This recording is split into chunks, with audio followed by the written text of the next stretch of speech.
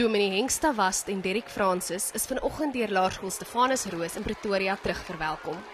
Hulle het vir 11 weke daagliks tussen 150 en 180 km afgelê en skole op pad besoek. Die twee het selfs in die Kaap 'n draai gaan maak.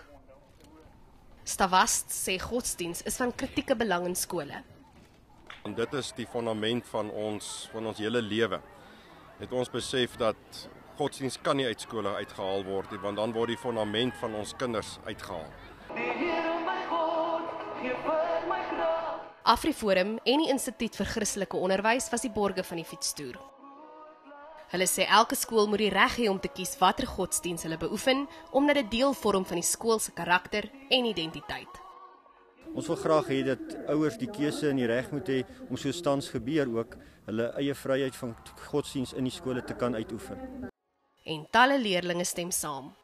Dit is baie belangrik om godsdiens in skole te hê, dat jy meer kan leer vir die Here, dat jy vir ander mense kan leer vir God wat nie weet van hom nie.